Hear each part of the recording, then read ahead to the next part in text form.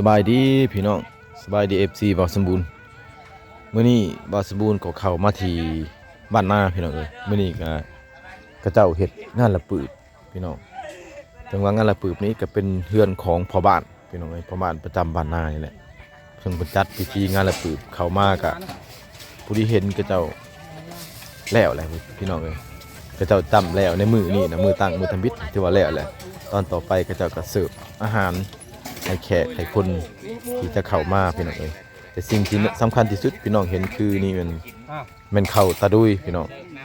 ข้าวตาดุยนี่ก็เป็นฮีตอันหนึ่งที่เขาเจ้าขาดบ่ได้แท้ๆพี่น้องเอ้ยเป็นงานหยังก็เขาเจ้าจะต้องมีข้าวตาดุยเพราะว่าข้าวตาดุยนี่เป็นฮีตอันหนึ่งที่เขาเจ้าย่อขึ้นในผ้าขาวแล้วก็ย่อเข้าในบ่อนที่เขาเจ้าจำให้ผีหรือว่าจำให้มันทำรุษของเขาเจ้าพี่น้องอีกอันหนึ่งอันที่สองก็แม่นว่าเป็นการประหยัดของกินก็แม่นพี่น้องเอ้ยเพราะว่าจะนำเอากระดูกหันมาต้มที่เขาตะดุยแล้วก็แจกได้ใส่ผ้าขาวให้พี่น้องกินพี่น้องเอ้ยแต่สำหรับการลิ้นมื้อนี้ก็ถือว่าคือคืนได้พี่น้องนะแขกไทยบ้านไทยเมืองแล้วก็บ้านอื่นเขามาตุ่มมาโฮมกันอยู่ผามว่าผามพี่น้องที่เขาจะปลุกไว้ต้อนรับแขกนั้นแต่ภายในมื้อนี้นั้นอากาศก็เป็นใจแน่พี่น้องจะอุ่นอุณหภูมิอุ่นขึ้นนะพี่น้องเอ้ยและสำหรับพอตกตอนใกล้สิค่ำพี่น้องตอนนี้ก็ตัดมาเป็นภาพตอน6 โมงเย็นพี่น้องก็เจ้ากะเกียมตู้มาเพื่อที่จะเปิดในมื้อแรงเพื่อจะครบงานนะพี่น้องเลยในกลางคืนนี้ครบงานอาจจะคือคืนน้อยหนึ่งพี่น้องคือเจ้ากะเกียมตู้แบบมาเปิดเพลงและพังให้พี่น้องบ้านเฮาในพังในม่วนนำกันนั่นแหละพี่น้องเอ้ย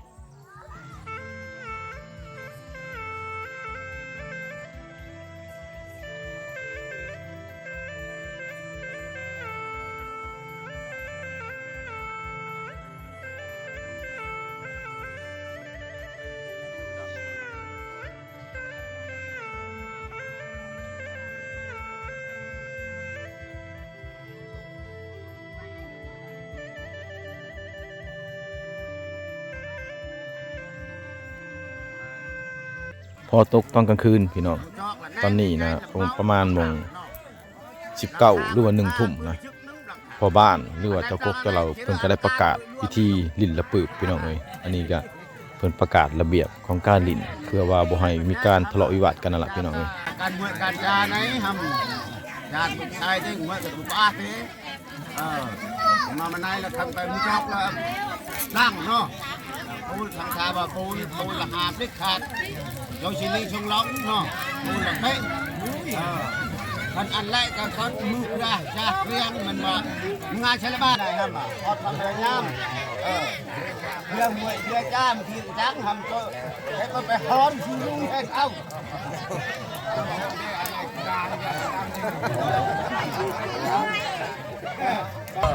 โดนละมาอีกได้เห็นไหมเราแจ้งได้ไหมเราเขากระท่าพี่คันนี้โดยlà xeจะแป้งคันแป้งเงี้ยđược nghe được hè không bơm mà đôi hết đôi bơm đôi thế mà còn như phun cây thế là hơn lại được chưa được cái bạn nó bốc không mà ngoài cha thì đập cha ai bầu là bốc một cái đầu cái là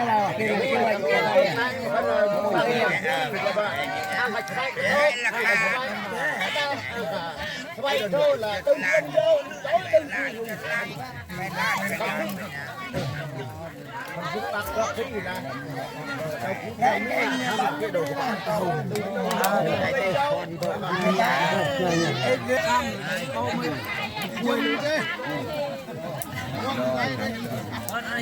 anh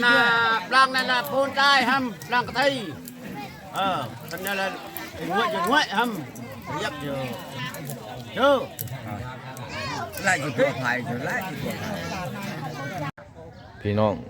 ตอนนี้ก็ตกมาตอนเช้ามือใหม่พี่น้องเอ้ยคือว่าเจ้าก็กำลังกาเกียมเครื่องไหว้ที่จะไปไหว้อยู่หออยู่ที่บอนก็จะปลุกไหว้ต่างหากอีกพี่น้องเอ้ยบางเทื่ออาจจะเป็นอยู่แคมป์ป่าหรือว่าบ่ได้ก็ยังบ่ทันเห็นพี่น้องมีแต่เบิ่งของกินแล้วก็เจ้าจึงจะนำเครื่องไหว้นะไปไหว้อีกเทื่อหนึ่งคือว่าเป็นเทื่อสุดท้ายของตอนเช้ามื้อนี้พี่น้อง แต่สำหรับการขบงานเมื่อคืนนี่ก็ถือว่าคึกคืนพอสมควรพี่น้องเอ้ย ที่ไปวันดีเลยดีมีเนาะคนกินรู้เนาะรู้เนาะไม่หน่อยรู้เนาะมันเป็นตัวฮิตต่อไปได้เอาได้ อันนี้มันกะเกียมพี่น้องเอ้ยกะเกียมที่จะแห่เครื่องจำไปอยู่เฮือนน้อยหลังหนึ่งต่างหากถึงแล้วอยู่นี่เฮือนใหญ่ก็จะต้องม่างก่อนพี่น้องก็จะต้องม่างเพื่อว่าเอาไปปังอยู่บนอันสิ่งที่พี่น้องเห็นอยู่นี้เขาเจ้าเอิ่นว่าโฮงศพนะพี่น้องอันนี้มัน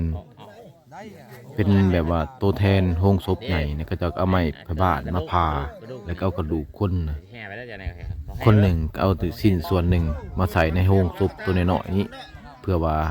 ให้มากินของหวายของต่ำนะพี่น้องหลังจากเขาเจ้ากาเกียมสำเร็จเขาเจ้าม่างอยู่นี่แล้วก็จะมีการแห่เครื่องไหวเครื่องจำไปอีกตูบหน่อยอีกอันหนึ่งที่ก็จะปลูกป่าไว้นะพี่น้อง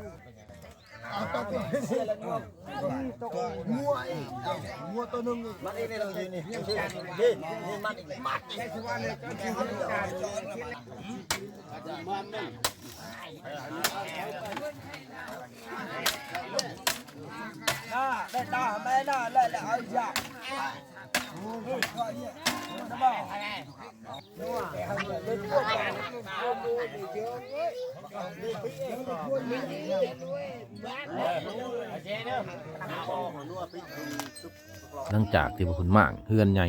อยู่หอใหญ่อยู่จุดหม่องเต้นก็จะวางไว้กี่นี่นะพี่น้องก็มีการแห่โฮงศพแล้วก็แห่เครื่องไหวของจำไปอยู่ที่สถานที่ก็จะปลุกตูบหน่อยกะเกียมเพื่อที่จะพังกระดูกของคนแล้วก็พังเครื่องจำเครื่องไหวลงในจุดที่ก็จะกะเกียมไว้หันพี่น้องเอ้ย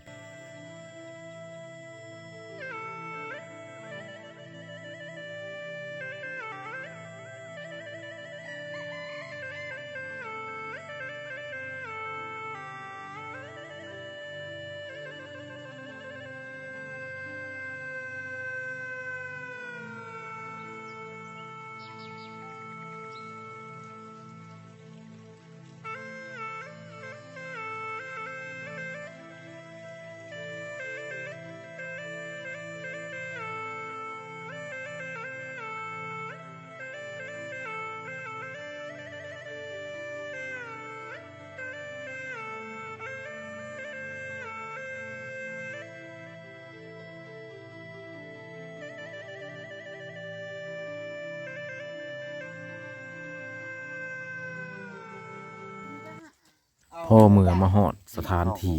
ก็เจ้าก็กะเกียมนะพี่น้องคือว่าขุดขุมอยู่ในใจกลางกระตูบหน่อยที่ก็เจ้าปลุกไว้นะเพื่อจะเอาเครื่องไหวแล้วก็กระดูกคนนะลงไปฝังทางภายผู้หญิงก็เจ้าก็ขุดปลูกต้นกล้วยต้นอ้อยปลูกเพื่อว่าให้ผีหรือว่าดวงวิญญาณของกระเจ้านะมีอยู่มีกินในภพภูมิที่กระเจ้าอาศัยอยู่นะพี่น้องกระเจ้าจะเห็ดหมดทุกอย่างเลยบางคนเพื่อนอื่นกระเจ้าก็มีการซักเข่าไห้นำก็มีพี่น้องแต่ว่าอันนี้ก็มีแต่เพียงแต่ว่าปลูกกล้วยปลูกอ้อยนะสำหรับงานละปืบนี่กระเจ้าก็เห็ดบ่คอยจะคือกันปานใดพี่น้องเอ้ยคืองานมือก่อนบางคนกระเจ้าก็ซักเข่าปลูกกระโพดสาลีอ้อมเพื่อนแต่ว่าที่ตัวนี้เจ้าประเทศแปลกเห็ดต่างไปอีกน้อยหนึ่งจะมีหิ่งมีกระทงหรือว่าจัดไปทีเรียบร้อยเป็นละเอียดกลัวแล้วปืบตัวก่อนอีกเนาะ ไปได้ป่ะนี่อ๋อเด้ออันที่ช่อง พี่ตัวเก่าพี่ตัวใหม่ อ๋อ นี่ตัวใหม่แห้งใหม่ เฮ้ยฟังช่องฟังไอ้พี่แค่มาดิ โอ้เป็นระบาดเลยระบาด ไปจ้ามาให้ช่วยฟัง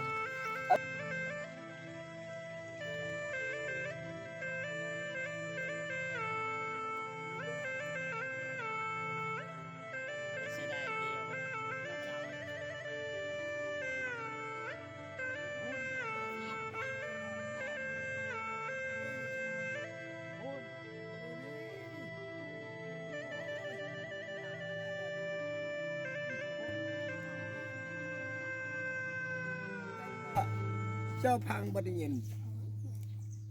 อันนี้ น้อง เห็น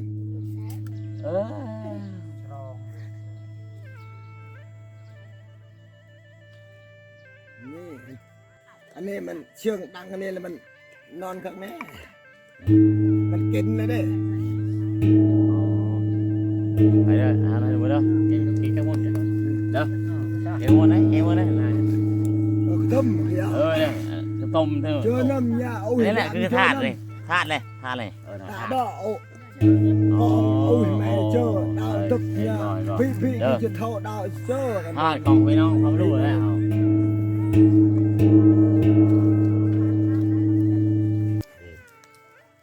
เอาใหม่เด้อเอาดี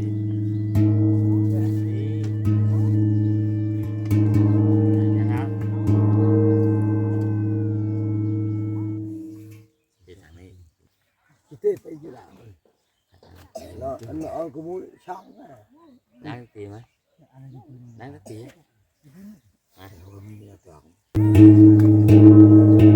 เอาจะมาวางแม่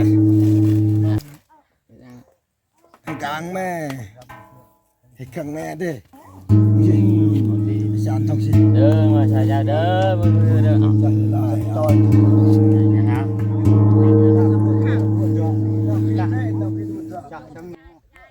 ตอนนี้ก็ใกล้กะเกียมจะสำเร็จแล้วเพราะว่าเพิ่นจะเอาโฮงศพแล้วก็เครื่องไหว้ของกำพังดินเรียบร้อยเลยส่วนของกินประเภทว่าเป็นซีนหมักไหม้เพิ่นก็จะห่อยปะอยู่หลังคาห่อยแล้วเบิดครบเบิดแล้วก็เดินทางกลับพี่น้อง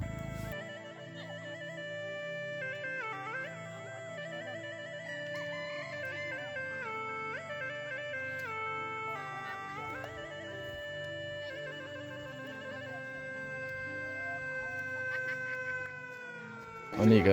ถือว่าสำเร็จเสร็จสิ้นพิธีแล้วพี่น้องเอ้ยเดินทางกลับบ้านกลับเฮือนเพราะว่ามาส่งของกินของอยากให้พี่ละปืบแล้วแหละก็จะก็เดินทางกลับอีกซะแล้วก็ขอฝากคลิปนี้ไว้เท่านี้พี่น้องอย่าลืมกดไลค์กดแชร์กดติดตามเพื่อให้กำลังใจบ่าวสมุนตื่มขอขอบใจท่านผู้ชม